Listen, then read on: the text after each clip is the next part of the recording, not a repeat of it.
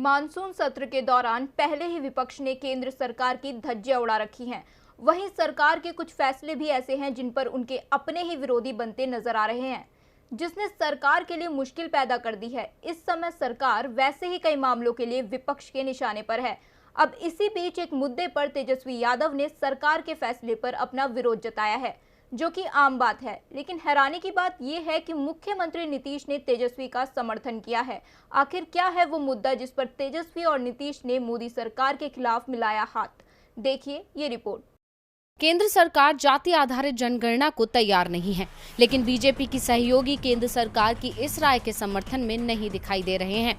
सरकार ने संसद के मानसून सत्र में ही साफ कर दिया है कि 2021 की जनगणना में जाति का कॉलम नहीं होगा, यानी जातिगत जनगणना नहीं कराई जाएगी। इसे लेकर बीजेपी की सहयोगी जेडीयू ने आपत्ति दर्ज कराई है। बिहार के मुख्यमंत्री नीतीश कुमार ने कहा कि एक बार निश्चित रूप से जातिगत जनगणना देश में होनी चाहिए।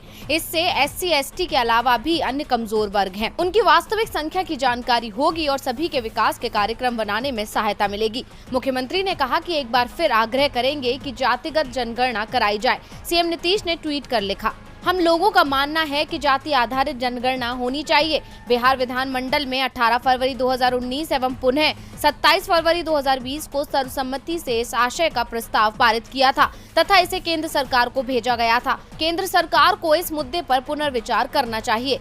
दरअसल नेता प्रतिपक्ष तेजस्वी यादव ने भी राज्य में जातिगत जनगणना का मुद्दा उठाया है। तेजस्वी यादव ने बीजेपी और केंद्र सरकार पर निशाना साधते हुए कहा कि बीजेपी को पिछड़े और अति पिछड़े वर्गों से इतनी नफरत क्यों है। तेजस्वी का कहना है कि जब तक पिछड़े वर्गों की सही संख्या पता नहीं चलेगी, तब तक उनके फायदे की योजनाएं कैसे बनेगी। तेजस्वी ने कहा कि बिहार के दोनों सदनों में बीजेपी जातीय जनगणना का समर्थन करती है, लेकिन संसद में बिहार के ही कठपुतली मात्र पिछड़े वर्ग के राज्य मंत्री से जातीय जनगणना नहीं कराने का ऐलान कराती है।